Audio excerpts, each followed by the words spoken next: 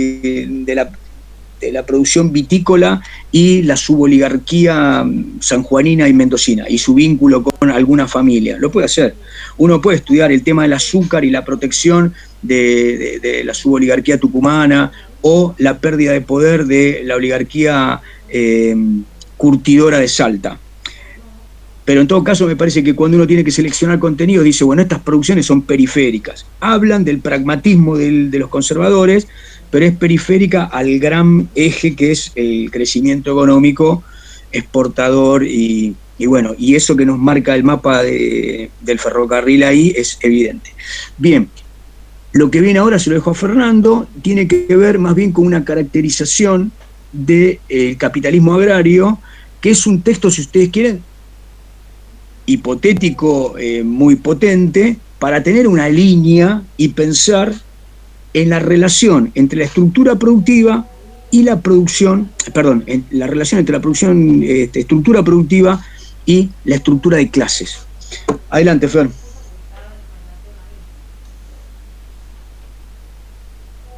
Bueno, muy bien.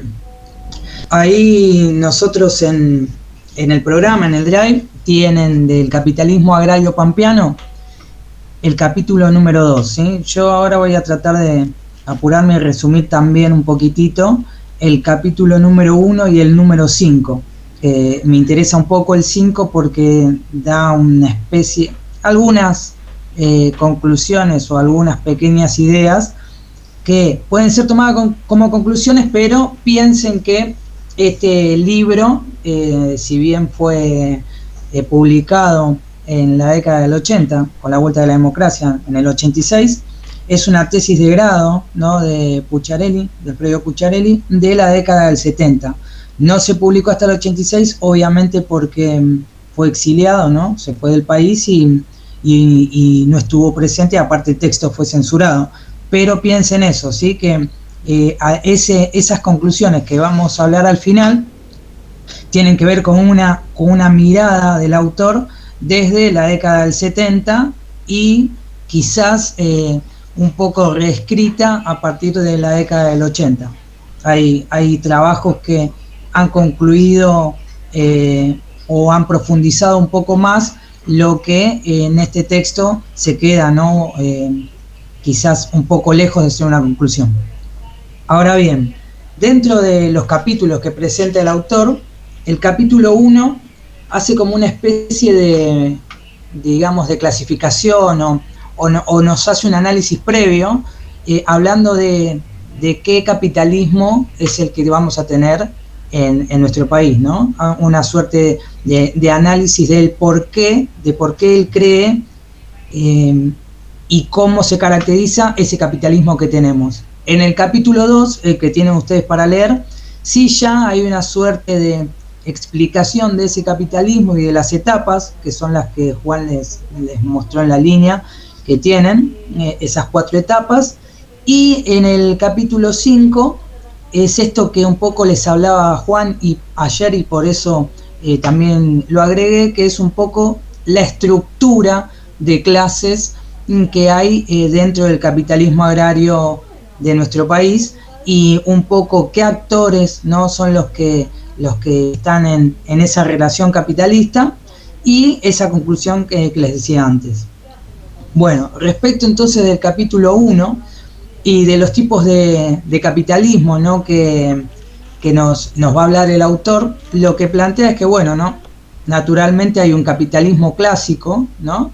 Capitalismo clásico, sin entrar en demasiados detalles y sin profundizar, es el que es fácil de visualizar, ¿no?, que hay burguesía y proletariado, ¿sí? Que hay solo una forma de explotación, dice el autor, que es el trabajo, y obviamente la extracción de plusvalía. Es muy fácil polarizar entre lo que es capital y lo que es producción, entre lo que es burguesía y lo que es proletariado, ¿no?, y entre la explotación y la extracción de plusvalía.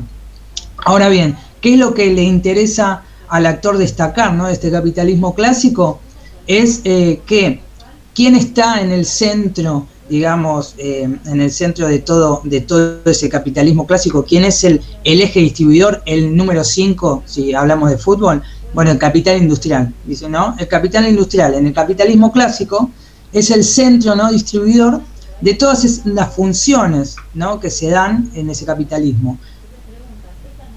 Dentro de ese sistema, todo lo demás, todo lo demás, hablando del resto de los capitales, no sean financieros o comerciales, se terminan por subordinar al capital industrial, ¿sí? Por eso es importante destacar entonces de este capitalismo clásico esa fácil polarización y destacar que es el capital industrial el que distribuye las funciones de todo el resto del capital. Ahora bien, cuando hablamos del capitalismo clásico dentro de o penetrando hacia el campo, intenta hacer esto mismo, ¿no?, lo de polarizar. Entonces, cuando el capitalismo clásico se dirige a penetrar el campo, trata de separar al trabajador peón de los medios de producción, ¿sí? El campesino tiene que ser separado de su posesión territorial, ¿no?, de la tierra, para transformarse en mano de obra asalariada, como ayer un poco contaba Juan. Ahora bien, también dentro del capitalismo clásico hay como un tercer actor, ¿no?, que es el terrateniente, el dueño de la tierra, ¿no?, el propietario, ¿sí? Pero, ¿qué sucede en el capitalismo clásico? La tierra no es una mercancía como las demás, ya que no es fruto del trabajo, no puede ser producida, y entonces se encuentra apropiada por una clase social, ¿no?, los terratenientes, que están ajenas al modo de producción, ¿sí? Entonces terminan siendo un obstáculo, un problema, ¿no?, para el sistema capitalista, para esa polarización, ¿sí? Entonces, ¿qué se plantea desde el capitalismo clásico? Bueno, que la burguesía puede, digamos, avanzar sobre los terratenientes y expropiarlos, confiscarlos, o tratar de llegar a un consenso, ¿sí? Entonces, históricamente la burguesía siempre toma este camino, el del consenso. Por lo tanto, ¿qué sucede con esto? Aparece, así como están este actor que son los terratenientes, aparece la renta, que es la que ayer hablaba Juan, como esta suerte de producto de la relación, ¿no?, que permite que distribuir ese excedente agrícola, ¿sí?, bajo una relación capitalista, ¿sí? Ahora bien, ¿qué sucede cuando dice Charelli, esto no es, digamos, lo que pinta de cuerpo entero al modelo argentino? Dice, bueno, después del capitalismo clásico aparece, ¿no?, el capitalismo tardío, ¿sí?, que a diferencia, ¿no?, del modelo clásico, ya la centralidad del capital ya no está en el sector industrial. Si en el capitalismo clásico teníamos que el distribuidor, el número 5, el eje de distribución de las funciones del resto del capital era el industrial, ahora esto empieza a estar condicionado, ¿no?, en el capitalismo tardío por la presencia de los capitales financieros, ¿sí? ¿Y qué sucede a nivel de los actores? Bueno, no hay una polarización tan clara entre esto de burguesía y proletariado, ¿sí? Ahora, el mercado capitalista, en este capitalismo tardío, termina estando desplazado, ¿no?, por la importancia de la bolsa, la importancia de la especulación, la importancia de las inversiones no productivas. Entonces, dice, ¿no?, que así como teníamos un tercer actor en el capitalismo clásico, en el capitalismo tardío vamos a encontrar también una suerte de ocupaciones marginales, ocupaciones circunstanciales, temporales, que vendrían a ser conocidas como el lumpenproletariado, ¿sí? Perdón, profe, ¿cuál es la centralidad entonces del capitalismo tardío? No, perdóname, yo en el capitalismo quería meter un bocado antes para ver si todos te estaban siguiendo con esto. Sí. Ahora te contesto, Romina. A ver, Pensemos lo que está diciendo Fer desde este ángulo. Habitualmente en los libros de historia política aparece la categoría alianza de clases como una fórmula de establecer un marco de asociación que se puede traducir en morigerar, desplazar o evitar la lucha de clases. El enfrentamiento por el control de, digamos así, el control de dos elementos fundamentales del capitalismo, que uno es, para maximizar la renta, el capitalismo tiende a enajenar a los productores de sus herramientas, es decir, de los medios de producción, y también a enajenarlos del proceso del manejo, de la secuencia productiva. Y lo que hace es establecer un marco de división de tareas, que en el caso de la industria es bien característica, porque en la fábrica no las encuentra, en el campo también existe. Entonces, lo que tenemos que pensar ahí es cómo se dio en la Argentina, en esta alianza de clases, según lo que dice Fernando, entre la introducción de capital, es decir, alguien llevó capital al campo porque el rentista, es decir, el propietario que hereda una posición jurídica y la traduce en economía, es un obstáculo. ¿Qué hace? Extrae una parte de la renta del campo que se produce en algún lugar. Entonces, lo que dice ahí en la introducción Pucciarelli, que es muy interesante, es que lo que se toma como marco de la renta capitalista general no es la que se produce más productivamente, permítanme la redundancia, en la zona donde los elementos son eficientes, sino que al expandirse el capitalismo argentino hacia los márgenes, lo hace concentrando tierras que son buenas y tierras que no lo son. Entonces se toma el marco de las tierras menos productivas, desde el cual se establece el precio de la mercancía agrícola. Eso explica en parte que se le pueda entregar dentro de esta renta general agraria una parte a este sector parasitario, que lo único que hace es obtener una parte de la renta capitalista con su propiedad heredada. Una cosa muy interesante es pensar en qué marco histórico hubiese sido posible no la expropiación, que es la primera opción. ¿Se acuerdan que cuando hablamos de Ruquier dijo, acá en la Argentina nadie pronunció la palabra expropiación? O sea, nadie dijo, vamos, porque los que mandaban eran los que se distribuyeron la tierra. Entonces, pero sí podría haber pasado que otra clase hubiese introducido un capitalismo agrario, es decir, un capitalismo al campo, y hubiese establecido la enajenación de ese producto, de la tierra, que como dijo Fer, no es una mercancía, no es reproducible, no se puede reponer, pero eso tampoco sucedió. Sucedió una alianza. La figura que va a aparecer acá, y ahí lo estoy spoileando a Fernando, es el arrendatario, que es el que introduce el capital. Pero lo importante es que pensemos que ya ahí hay una distorsión. En la Argentina no solo hay atraso, porque tenemos esta estructura parasitaria de propiedad, en buena medida, sino que además la renta media se establece sobre las zonas menos eficientes, con lo cual eso le resta dinamismo a los que introducen capital para modernizar el campo. La segunda conclusión que saca en el capítulo 1 Pucciarelli es que en nuestro campo hubo una renta extraordinaria, pero hubo poco desarrollo consolidado de capital. El capital siempre era el que llevaba al arrendatario, que venía de otro sector, lo ponía en el campo y llevaba también la mano de obra.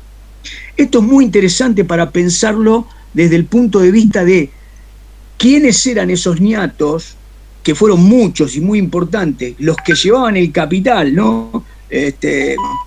Los arrendatarios, los medieros, los chacareros, ¿no? ¿Cómo funcionaron en ese marco de gran propiedad? Romina, repetime lo que vos decías, que la pregunta tuya era referida a lo que dijo referido al capital industrial. Sí, profe. En el capitalismo clásico dijo que lo industrial, digamos, era el centro, y en el capitalismo tardío, entonces, ¿cuál sería su centralidad? Y que no es, justamente, ¿qué estamos discutiendo en la Argentina? ¿Qué decíamos ayer? Lo que estamos discutiendo es la industrialización. La industrialización pierde la centralidad. Claro. El tema cuál pierde es? La centralidad. Claro, ¿en qué medida la industria no pudo concentrar la producción agropecuaria y establecer un marco y convertirnos en productores de camperas de lana, por decirles algo, ¿entienden? O haber industrializado esa mercancía, como dicen ahora, para convertirnos en supermercado. ¿Por qué seguimos vendiendo todavía productos en bruto? Digamos, ni siquiera los molemos en algunos casos porque no los compran. Entonces, esto habla de que el capital industrial, es decir, aquel que tiene como centro la concentración de la producción, la elaboración, la comercialización, la infraestructura, no domina la escena, ¿no? Bueno, dale, Fer. Claro, exactamente. Bueno, ¿por qué? ¿No? Para poder retomar de esto que decía Juan. Entonces, cuando pierde esa centralidad, ¿no? El capital financiero, sostiene el autor en esta introducción, ¿no? Que aparece fundamentalmente porque hay una necesidad casi imperante de los estados que cada vez más dependen, y el nuestro sobre todo, de las deudas públicas, ¿sí? Entonces, al solventar la deuda pública, el capital financiero logra transferir la mayor parte de la riqueza, ¿sí? Obtenida, obviamente, por ese estado que está cada vez más atado de manos. ¿Por qué hice toda esta introducción sobre el capitalismo, que quizás es bastante más largo, pero yo lo quería achicar a estas dos definiciones de capitalismo clásico versus capitalismo tardío? Porque lo que hace el autor es decir, ¿no? Que el capitalismo agrario argentino es, como dijo Juan recién, está atrasado, es digamos, se ve deformado, ¿sí? Y aparte es dependiente. ¿Qué implica esta tercera acepción, ¿no? La de dependiente? Bueno, es que el autor, luego de decir, ¿no? El cambio del capitalismo tardío que va a penetrar, aparte, explica el porqué del capitalismo dependiente. Lo que le suma, ¿no? Este capitalismo dependiente, si habíamos visto ya, ¿no? El movimiento de lo industrial hacia lo financiero, es esto que decía Juan recién, son las inversiones, ¿no? Que el autor las maneja como concepto de inversiones imperialistas, ¿no? Y cómo esas inversiones imperialistas permiten la sujeción, ¿no? En este caso de Argentina, al mercado internacional, ¿sí? Por lo tanto, esa sujeción al mercado internacional, en la lectura que se hace por parte del autor, logra la transferencia de valor de la periferia, en este caso Argentina, al centro, en este caso el que invierte sería Inglaterra, y deforma, ¿no? El motor de lo que sería en anteriores capitalismos, por ejemplo el clásico, el desarrollo de capitalista autónomo, ¿sí?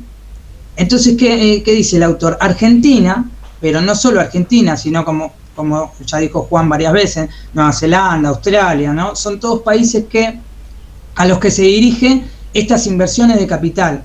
¿Por qué? Y bueno, obviamente porque son todas zonas de climas templados, aptas para la producción, grandes pampas o praderas productivas y fértiles, ¿no?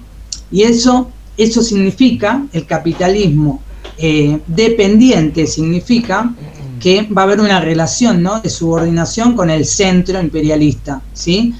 Y por lo tanto explica el atraso, ¿no? Por eso cuando se habla de atraso, ¿no? Es dependiente y es atrasado. Bueno, es atrasado respecto del modelo clásico. Esa dependencia, esa deformación es un atraso respecto del modelo clásico. ¿Por qué?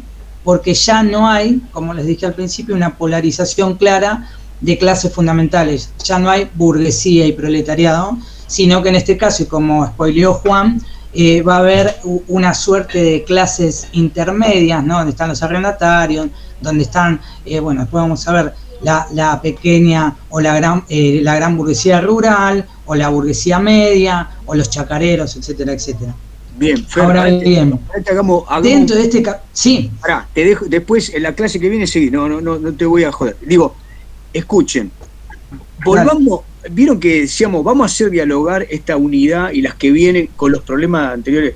Digo, trate alguno de ustedes de decirme con qué problemas de la Argentina que mencionamos, con Ferrer, al comienzo, con Ruquier, harían dialogar esto que dije en la primera parte de la clase y después está ahora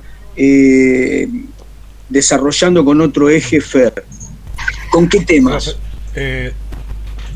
Bueno, yo la verdad que la última parte, sobre todo que estaba hablando, me traía a la cabeza el texto de Ferrer, cuando explicaba que justamente acá faltó un capitalismo, el desarrollo de un capitalismo nacional, que, bueno, justamente por esto que venía explicando, que sí se dio en Canadá, por ejemplo, comparaba, donde se daba la ciudadanía y la tierra, acá había una inmigración golondrina que venía y se iba después de vuelta a sus países de origen.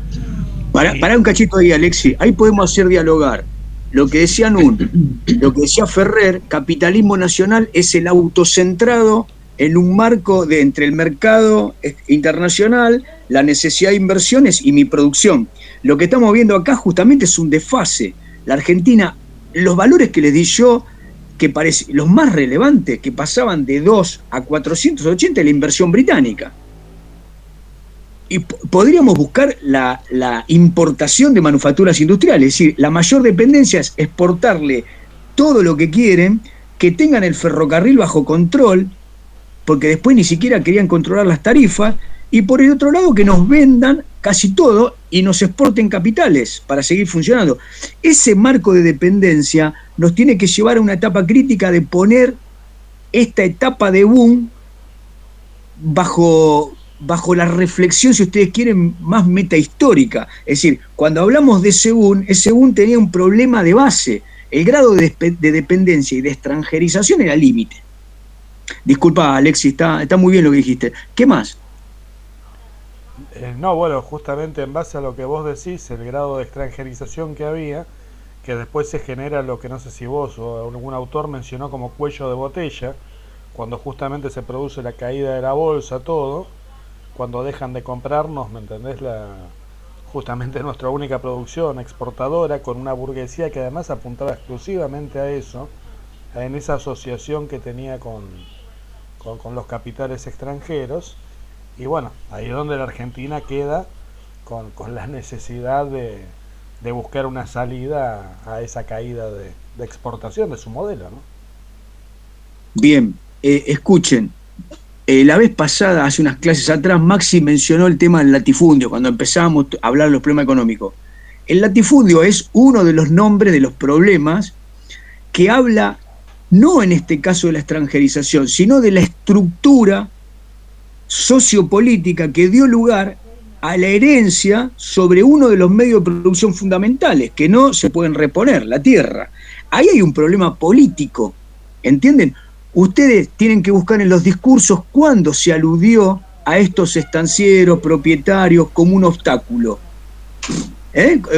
¿Entienden? ¿En qué medida se los interpeló desde el lugar de, no de los dueños de la Argentina, sino de un lugar de la necesidad de poner en otro marco ese bien tierra a producir para un desarrollo que no fuese tan atrasado? Es decir, ahí hay que, me parece, buscar los discursos, sobre todo de los representantes del Parlamento, que representaban a los pequeños chacareros, los socialistas de Santa Fe, o representaban a los grandes propietarios de la provincia de Buenos Aires, y encontrar en qué partidos esas voces son muy potentes, o voces que son muy vacunas, o voces que son más cerealeras, y ahí uno empieza a ver qué es lo que querían conseguir.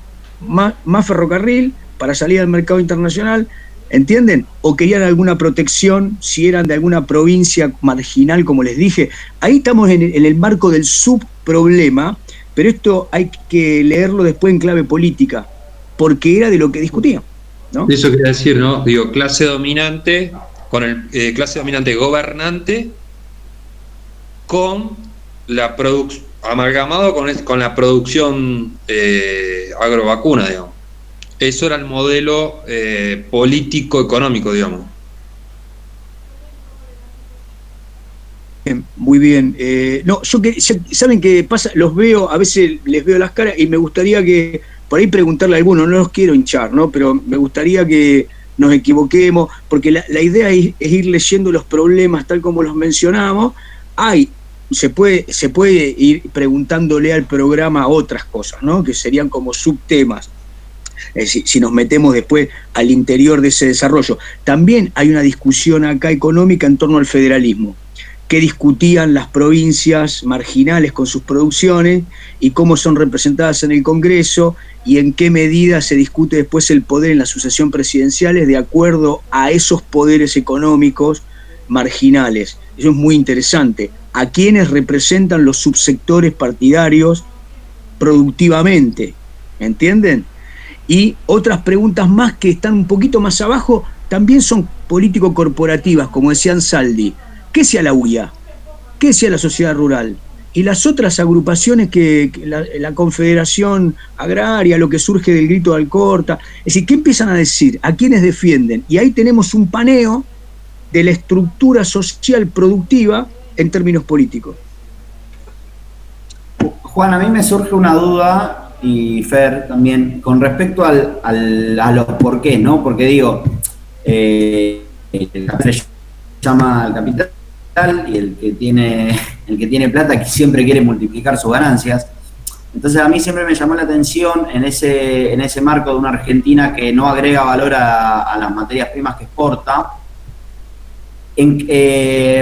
ni siquiera como una cuestión de Estado, ni siquiera como una cuestión de desarrollo o de fomento del empleo, digo, como una cuestión neta y puramente capitalista de maximización de ganancias.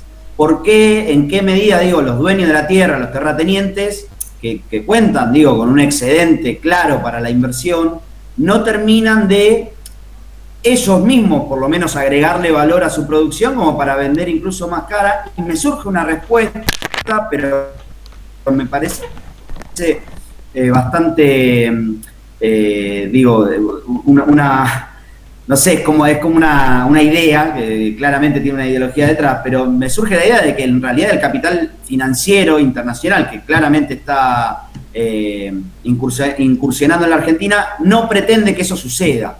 Porque no me explico cómo quien tiene la posibilidad de maximizar sus ganancias termina no haciéndolo. O es vagancia, digo, de los terratenientes no quieren complicarse la cabeza con la producción, digo. Escúchame, Maxi, hay una teoría, hay una línea muy fuerte en la historiografía argentina, que uno de ellos es Milcíades Peña, pero hay muchos otros que están, pero Milcíades Peña es el que lo dice más potente. Digamos, el problema clásico de la historia argentina es la vacancia de burguesía.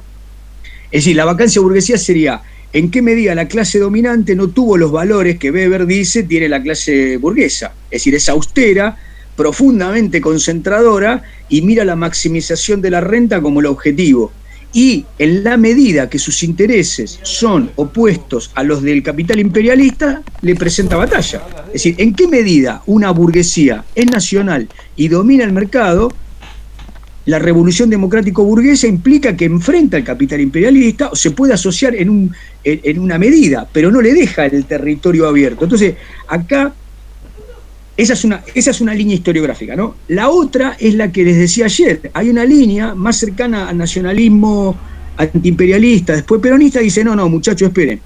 Hubo una línea de nacionalismo burgués que se desarrolló después y se consolidó con el peronismo. Existió. No dominó las líneas centrales del capitalismo. Y hay una tercera explicación que a mí me resulta muy interesante, que no es muy integral, pero sí explica. Dicen Peter Ballman, Alan Rouquier y otros que vienen de afuera y enfrentan el escenario argentino, y es este. La Argentina era un escenario de gran prosperidad. Desde arriba y desde abajo, como el sistema crecía y los números eran batientes, no había fórmula de generar una inversión que implicara que alguien iba a tener una amortización más tardía. Es como decir a alguien, vení, invertí con una renta más baja y vas a tomar ganancia en un periodo más lejano que los que toman estos ñatos. Esa es una explicación. Profesor, sí. No, le quería hacer una pregunta. ¿Puede ser que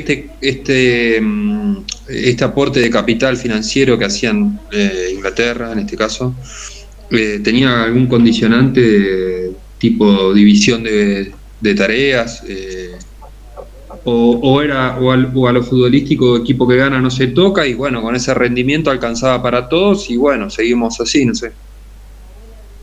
Yo te diría que en principio habría que pensar de cualquier manera, no en la maldad, a ver, ¿cómo decirlo? En una torpeza o en la maldad congénita de nuestro sector social dominante. Lo que, por ejemplo, dice Milciades Peña es, sigamos a los primeros detentadores de poder hispanos, los hispanos criollos, que eran unos señores de la tierra, dejaron de serlo esto. Entonces hacen una caracterización sociológica respecto de, a ver, lo voy a decir fácil, el que tiene necesidad de trabajar para encontrar un lucro trabajosamente genera industria, y el que tiene una renta dada por la naturaleza tiende a conservarla como un rentista, dice Peña. Eso está matizado para mí por múltiples razones, por múltiples recorridos. Yo diría que una de las razones que a mí me explica en buena parte del modelo es la prosperidad creciente, y yo les diría, maticen la idea de que no hubo debate. Hubo debate respecto de la necesidad del proteccionismo para generar una industria. ¿Quién la dio? La dio Pellegrini, la dieron los fundadores de la UIA. ¿Qué pasó? Perdieron el debate. La idea de que los socialistas y los radicales debían pedir el proteccionismo y fundar una burguesía para generar industrias propias está reñida con lo que pasó. Lo que pedían era que las importaciones no fueran gravadas porque de ello vivían los trabajadores. Entonces, si uno le aumentaba los impuestos a las importaciones, los que fabricaban lo mismo acá lo iban a hacer más caro. Conclusión, durante un periodo el salario iba a caer en relación al coste de la canasta. Entonces los socialistas decían libertad para las importaciones, porque nuestros trabajadores consumían hasta los fósforos de afuera. Entonces esa relación entre la prosperidad de la cuenta capital que surge de la cuenta externa, entre lo que exportábamos y lo que necesitábamos importar, era incontrastable para un país que debe protegerse y generar una industria, porque el que debe protegerse durante un tiempo para que surja una industria va a ser productos de más baja calidad y a mayor costo. Esta es una regla económica y es geopolítica. Uno podría decir, la Argentina fue tan exitosa que determinó este cuello de botella y las voces que surgieron, y eso me parece muy interesante lo que decías vos, Maxi. Busquemos el debate, hubo debate. El problema, ¿saben cuál era? ¿Quién dirigía la UIA? Un tipo que hacía vino. Entonces, mal se podía buscar por ese lugar la ruptura para generar en la Argentina un proceso de consolidación de otro tipo de apropiación. Ahora, de cualquier manera, yo lo que diría de fondo es, los procesos en los cuales las burguesías desplazan los terratenientes son revolucionarias. Es decir, las burguesías desplazan a los sectores rentistas, y si no, mire la historia europea, la misma americana, de manera brutal. Las revoluciones entre esas dos clases son las revoluciones liberales antiabsolutistas de fin del siglo XVIII, principio del siglo XIX, en América Latina no se dan. Esa es una condición que, bueno, estudian muchos autores. Les iba a tirar un libro por la cabeza y ahora se me fue, como para ver un poco este tema, ¿no? Pero bueno, Fer, seguí, porque si no... Quizás dando una vuelta de tuerca, podríamos encararlo estas cuestiones económicas, ¿no? Desde el lado económico, no sé, por ponerme en abogado del diablo, el latifundio, ¿a ustedes qué les parece? ¿Que está mal o que está bien, según todo lo que leyeron o lo que piensan? El latifundio en Argentina ¿implicó qué sobre el modelo agrario? ¿Está bien? ¿Es mal? El latifundio, concentración. Perdón. Sí. Que en principio el latifundio lo que hizo fue dificultar el surgimiento también de una clase, que ahí leí farmer por algún lado, estoy buscando la palabra nuestra para farmer. Sí. Bueno, esa no me sale la palabra, carajo. Tal cual. Sí. Chacarero. Chacareros, bueno. O sea, una clase justamente Sí. propietaria de la tierra, propietarios más chicos anclados a la tierra y no trabajadores como resultaron ser, como siguen siendo los trabajadores agrarios. Porque, a ver, yo poniéndome en abogado del diablo, si tuviese que defender al latifundio, ¿sí? ¿Por qué creen, no? Juan dijo que Argentina en pocos años sobrepasó a casi todos los competidores. ¿Por qué les parece, no sé, que lugares como Rusia, que están mucho más cerca de Europa y tienen capacidad de capital y capacidad de, digamos, de poder producir, y nosotros terminamos por competir con ellos o sobrepasarlos? Bueno, eso tiene que ver con el latifundio. El latifundio también permite, por ejemplo, si yo lo tuviese que defender, no es lo mismo la tenencia de la tierra en Argentina, donde, como el compañero dijo, un chacarero o un arrendatario, el que menos hectáreas tiene, digamos que para producir, porque hay unidades más chicas, pero para producir en buena medida, el más chico tiene 200 hectáreas. ¿Sí? Ahora, eso en Rusia, por ejemplo, en la parte productiva de Rusia, es imposible. La tenencia de tierras es mucho más chica. 200 hectáreas serían, no sé, un hiper latifundio. No sé, hilando números muy por arriba, ¿qué sucede en esa zona? Y que la tenencia de las tierras, no sé, será de media hectárea, 1 hectárea. Entonces, ¿eso qué implica también? El tipo de producción. No es lo mismo un campo de 200 hectáreas, ¿sí? Manejado por chacareros o arrendatarios, ¿no? O por un tipo de explotación familiar, que esas mismas 200 hectáreas divididas en cuántas unidades de producción y cuánta gente vive en esas unidades más pequeñas de producción. Si quisiésemos pasar, por ejemplo, no sé, me imagino yo, con un tractor o una trilladora por esa cantidad de unidades, habría un problema. Entonces, también lo que permite el latifundio en Argentina, creo yo, y un poco sostiene también el autor en algunos pasajes, es que el latifundio da un montón de problemáticas, pero a nivel económico, capitalista, también es como un pedido. Las inversiones que se dan sobre el agro, ¿sí?, también implican, muy entre comillas, la necesidad del latifundio. Porque es ese latifundio que permite, en una economía que es, como dijo Juan ayer, expansiva y no intensiva, que crece pero no se profundiza, ¿cómo hacemos nosotros para competir con el resto del mundo? Bueno, por la extensión. Juan, ¿sí? Y eso que decías vos, el farmer, lo que decía el compañero del farmer, es importante porque, sí, perdón. No, decime. perdóname, Fer, te escucho y entiendo lo que decís y tiene una lógica, pero se me presenta en la cabeza que es la misma lógica que hace que, entre comillas, sea mejor Carrefour que un ejército de pequeños comercios de barrio, ¿me entendés? Uno podrá decir es más barato todo, pero resulta que todos esos comerciantes han dejado de ser propietarios para convertirse en cajeros de Carrefour o repositores. Entonces, no, Alex, escucha, lo que yo agregaría... Bueno, ahí está la cuestión. Ahí está la cuestión. Yo no es lo... No, perdón, dale, decime. No, pero no es buena la comparación de Alexis. A ver, a lo que aludía Fernando es a esto. Pero primero vamos a un problema de fondo. El capitalismo tiende a la concentración de los medios de producción. ¿Pero por qué tiende a la concentración? Porque lo que tiene que hacer es alienar a los pequeños productores de sus medios.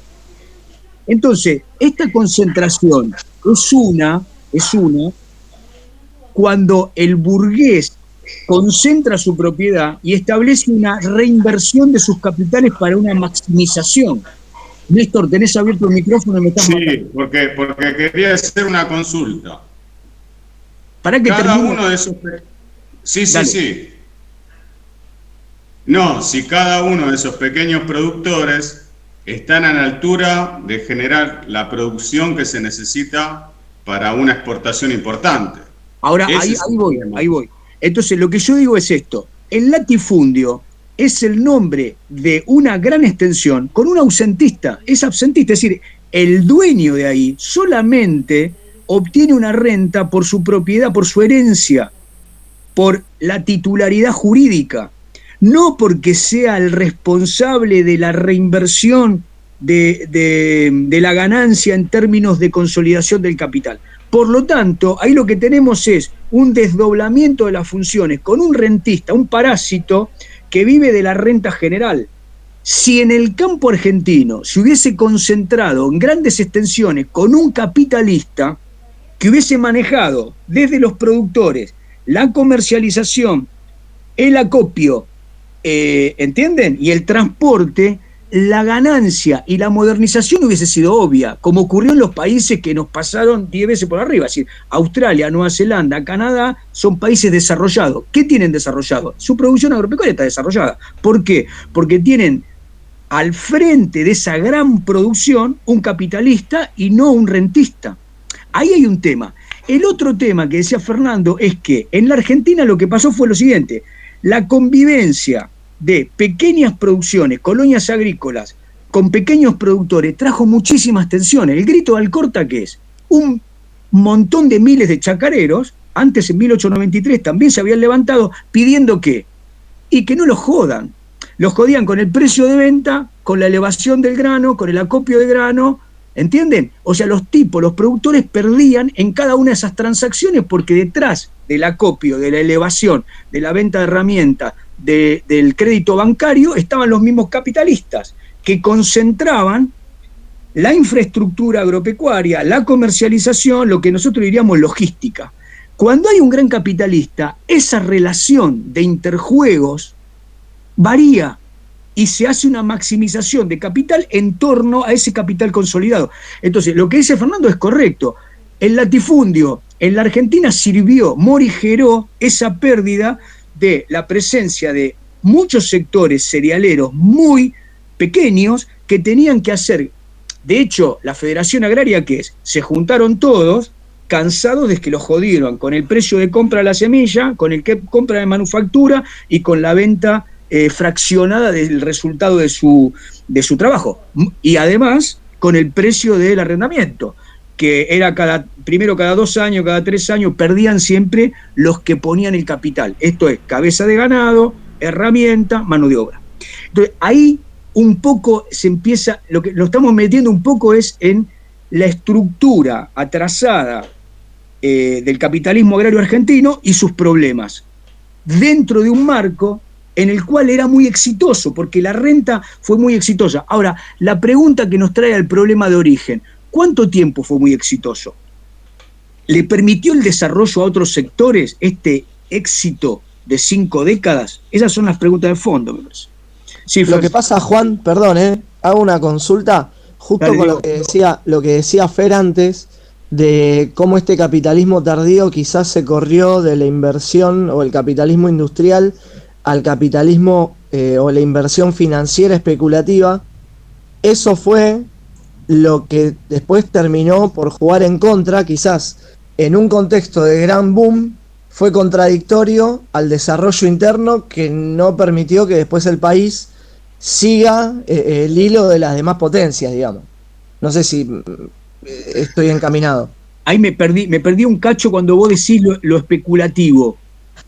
Que lo que decía Fer antes, o por lo menos lo que entendí yo en la introducción del capitalismo clásico y el capitalismo tardío, en donde estamos hablando de el capital industrial, que en Argentina no se termina de consolidar, porque hay un capital que se basa más que nada en lo financiero, en lo especulativo y en la inversión, que no termina de ser productivo puertas adentro.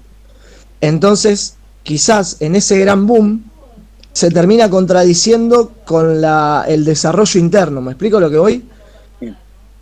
Sí. Estoy encaminado entonces, sí, digamos. Sí, no me quiero perder. Igual, escuchen, en todo esto que estamos tratando, mantengan siempre el pensamiento lateral que había un capital industrial que también era imperialista y no era británico y está creciendo, ¿no? El norteamericano que tomó riesgos sobre una industria que era la de la carne. La pregunta que nos surge ahí viene a complicar un poco más esto. Cuando la renta de los capitalistas industriales, llámense alemanes, italianos, norteamericanos, franceses, yanquis, lo que sea, cuando esa renta baja en sus economías, en sus lugares de inversión internos o en donde invierten, porque Inglaterra había invertido en casi toda Europa, también en los Estados Unidos muy fuerte, en la India. Cuando baja esa rentabilidad en sus estructuras competitivas, salen a tomar riesgo a otros países. Entonces, acá opongan estas necesidades. Ese capital imperialista, ya sea que viene a ser ferrocarriles o que viene a ser frigoríficos, tiene dos necesidades: exportar capital, pero además lo que viene a hacer es a tomar ganancia en una latitud en donde los nacionales no son capaces de realizar esa inversión, porque no tienen el caudal, porque necesitamos, yo lo explicaba así, para hacer un ferrocarril hace falta un ahorro interno de décadas que la Argentina no tenía, por lo tanto es indispensable tomar un crédito. Entonces hay que hacer una alianza con una inversión externa. El problema es cómo es ese convenio con ese capitalista. Lo mismo con la industria, en este caso el frigorífico.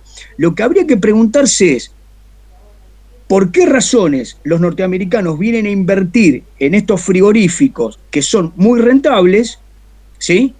¿Y a qué mercado aspiraban? Porque si no, no tiene explicación, ¿entienden? Hay que trabajar a escala entendiendo que el capital industrial también existió, pero existió, en este caso, en un marco marginal, no productor. Acá hay un eslabonamiento. Los frigoríficos vienen a terminar su relación con productores, con criadores y con el engorde, y son la tercera etapa. La pregunta es ¿por qué no lo hicieron los nacionales y fueron los norteamericanos? Esto empieza a pasar en el siglo XX. Bien, las razones que, por ejemplo, explica Smith, la carne en la Argentina, historia de la carne en la Argentina, o carne y política en la Argentina, es bueno, son inversiones de alto alcance, es decir, son inversiones muy poderosas en la que todos los estados, mejor dicho, en todos los estados que se desarrollaron, intervinieron siempre capitales externos. Me parece que ahí tendríamos que usar la versión de capital imperialista cuando la intención de ese capital es dominar todo el proceso productivo, elaborativo, de comercialización, que se ve claramente con el capital británico. ¿Le puedo comentar algo que por Sí. ahí tiene que ver? Hace poco escuché que Australia hace 200 años que tiene deuda externa, pero porque siempre se aplicó a producción, a capital para producir. Así que, digo, a veces uno piensa que el crédito es malo, obviamente si se usa especulativamente, pero Australia hace 200 años que vive con deuda, pero para inversión, para infraestructura, para producción. Bueno, Fer, che, linda clase, se está dando un recorrido, me parece muy interesante. Bueno, Fer, escúchame. Déjame que No, diga lo último. iba a decir, no, Déjame que le diga lo último. Pará, redondea hoy y el miércoles que viene terminás el texto. Porque les digo, es necesario leer a un marxista sobre este tema, no tomarlo a pie juntillas, pero es un trabajo que me parece interesante para tener un marco de referencia, ¿no? Yo no quería entrar, quizás lo pasé demasiado rápido porque no quería entrar en esa discusión capitalismo clásico tardío y capitalismo dependiente, pero al pasarlo rápido también se abre más debate que menos, digamos, ¿no? Y quizás es para profundizarlo en otro momento. Para decirles lo último de hoy, ¿no? Y que sea lo primero, ¿no? de la próxima clase. Yo por esto de abogado del diablo que les decía, el latifundio es malo, bueno, con la óptica, a ver, quien lo escribe, tiene esa mirada marxista, obviamente, y aparte tiene una perspectiva, digamos, macro que es crítica. Ahora bien, también dice, por ejemplo, y yo también un poco me sitúo ahí para jugar, esto como abogado del diablo del latifundio, esto es lo mismo. Vamos a los ferrocarriles, que no son una de las principales inversiones inglesas. ¿Quién organiza?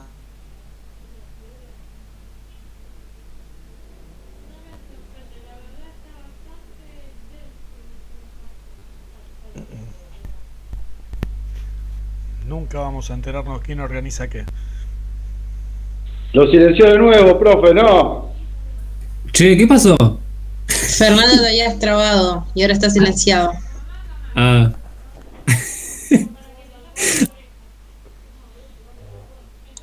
Perdón, estaba mirando el teléfono. ¿Me estaban hablando a mí o a Fer? A Fer, porque no, se había parado la conexión y se silenció y ahora sí, se frizó. Repítanme a mí. No, estaba haciendo una pregunta, Fernando, que decía, ¿quién financió? Y ahí quedó. ¿Quién organizó? Hablando en torno de los ferrocarriles. Estaba hablando de los ferrocarriles. Claro. Bueno, les digo algo sobre el tema del ferrocarril. El tema del ferrocarril es una gran disputa sobre los ferrocarriles. Está la versión Peña, pero sobre la versión Scalabrini-Ortiz, la versión Ortiz también. El tema de los ferrocarriles es, la Argentina comienza financiando con capitales propios el primer ferrocarril, el primer tramo del ferrocarril del oeste, y ahí me parece que para pensar en términos capitalistas, hay autores como Cortés Conde, por ejemplo, liberales claramente, que nos hacen pensar en la necesidad de la escala de la inversión en un país como la Argentina con... el problema de Ferrer, escuchen, Ferrer dice en un momento, cuando recién surge la uva en Cuyo, digamos, segunda mitad del siglo XVIII, dice, las economías regionales de subsistencia tenían este problema. Un tipo fabricaba vino y aguardiente, llenaba 4 barriles, los ponía con unos caballos, con unos burros, qué sé yo, y salía una comitiva y tenía 1000 y pico de kilómetros para llegar a Buenos Aires. La mitad del vino se le pudría, llovía en el medio, con lo cual el tiempo que tardaba era devastador, el cansancio, y cuando llegaba veía que el costo de lo que tenía jamás podía competir con los vinos que venían de Cerdeña, del Mediterráneo. Punto final. Dice Ferrer, ¿cuál es el problema? Un país gigantesco con una distancia inconmensurable no puede nunca llevar a un costo de competencia un producto hecho artesanalmente. Entonces, ahí el tema de los caminos y las distancias es revolucionario. El ferrocarril es revolucionario. La inversión sobre los ferrocarriles debía hacerse con capitales que la Argentina no tenía. Y la razón del éxito agropecuario es, en buena medida, el avance del ferrocarril. Acá el problema es en qué medida se contrata esa inversión y cuál es la relación de ese contrato con los ingleses. Y vuelvo a poner el tema. Los ingleses venían a la Argentina por muchas razones. Entre algunas de ellas era que tenían saturado el nivel de rentabilidad en la propia Inglaterra y en los Estados Unidos. No pasaba el 3%. Acá se le garantizó el 7%. ¿Por qué se le garantizó el 7%? Porque Argentina necesitaba rápidamente los ferrocarriles. Los ingleses fueron tan exitosos que a poco de andar le pidieron a la Argentina que necesitaba liberar la tarifa, que no querían más la regulación. Porque la contraprestación sobre el 7% era que el gobierno le habilitaba o no el aumento de tarifas, y eso era central. Pero por otro lado, le dieron 10 leguas al lado de cada riel, lo que implicó... Eso era justo lo que iba a decir. Te spoileé de nuevo, ¿viste? No, porque yo les decía esto de a veces ponerse en abogado del diablo, pero de verlo con ojo realista o ojo económico. ¿Por qué? Esto justo que decía Juan, lo plantea el autor, dice literalmente, ¿no? Citándolo, el ferrocarril es el formato del modelo agropecuario del país. ¿Por qué? Dice, la extensión de las vías en el territorio pampeano fue la consecuencia de los cálculos económicos previos del potencial productivo, ya que la rentabilidad de la inversión dependía de los volúmenes y las cargas transportadas.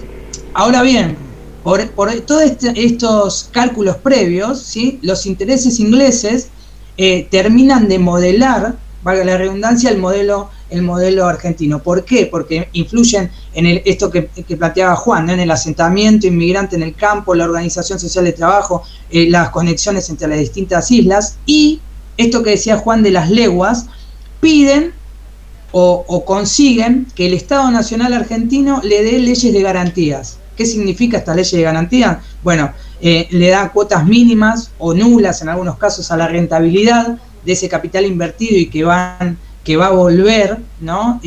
Como remesa, y aparte termina por darles la iniciativa de zonas que hasta ese momento estaban, digamos, con poco desarrollo. Y esto que decía Juan es importante, se les concedió 5 kilómetros aproximadamente alrededor de las vías de todo el recorrido. Si ustedes se acuerdan el mapa que mostró Juan, bueno, alrededor de todas esas vías, 5 kilómetros, se le concedieron esas tierras a estas inversiones. Ahora, eso no fue el punto final. Para poder administrar esas tierras, les permitieron crear una fundación, una compañía que puede negociar esas tierras que se les dieron gratis, ¿no? Entonces, estas nuevas empresas colonizadoras, ¿qué hacían? Encima arrendaban parcelas de esa tierra, y tenían garantizada la mano de obra y seguían teniendo en mano, seguían pudiendo administrar todo lo que era comercialización de la cosecha de esas tierras que le habíamos dado gratis. Eso más o menos hasta 1880, un poquito más, sostiene el autor, ¿no? Que fue el formato de la inversión, el formato de la expansión de las vías del ferrocarril en el país y de la obtención de un montón de cantidades de tierra bajo este modelo. 5 kilómetros que podían arrendar o dividir en parcelas y podían administrarlas, producirlas y se quedaban con la comercialización de lo que obtenían también. Fer, eso solo lo leí en este autor. Escuchen, les doy una referencia. Si ustedes quieren, después en los años 30, cuando se produce el fin de la era liberal, llamémosle, y hay un reflujo muy importante y el nacionalismo toma la bandera antiimperialista, hay un texto muy importante que escribe Scalabrini Ortiz, que es uno de los principales integrantes de Forja, sobre las inversiones británicas en el Río de la Plata, y ahí toma y desarrolla el tema ferrocarrilero. Y bueno, y esto da por una cantidad de especulaciones. Si bien esa es una denuncia de tipo política en la década infame, no deja de ser un texto que se puede utilizar como fuente de segundo orden, muy interesante. De cualquier forma, yo vuelvo a lo que dice Fer en relación a tratar de comprender desde la lógica propia del capitalismo este funcionamiento. Me parece que las vacancias que explican este formato capitalista nos van a seguir como problema. La vacancia de una clase capitalista dominante en la Argentina que no dio la revolución democrático-burguesa. Esto es propio del pensamiento marxista en la Argentina, pero me parece muy válido porque explica en buena medida el nicho desde el cual va a emerger el peronismo como revolucionario, comillas. ¿Entienden? Es decir, como una vacancia burguesa, surge el peronismo en determinado momento, expandiendo este criterio de la soberanía económica.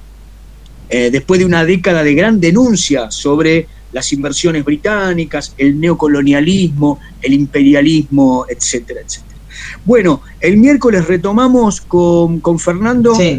En muy buena clase. Y arranco directamente de las etapas que plantea el autor y de ahí para adelante. Sí, y bueno, lamento que tengamos que ir a este ritmo, pero la unidad 1, la parte económica, la vamos a segmentar acá. Después, a medida que lean los materiales, mandan dudas y me parece que en estos mojones vamos a dejar la parte fundamental. Va a faltar un discurso sobre lo industrial, lo vamos a generar un poco más adelante, que es muy importante. Bueno, les mando un abrazo. Chao, chao. Chao, chao. Chao, buenas noches.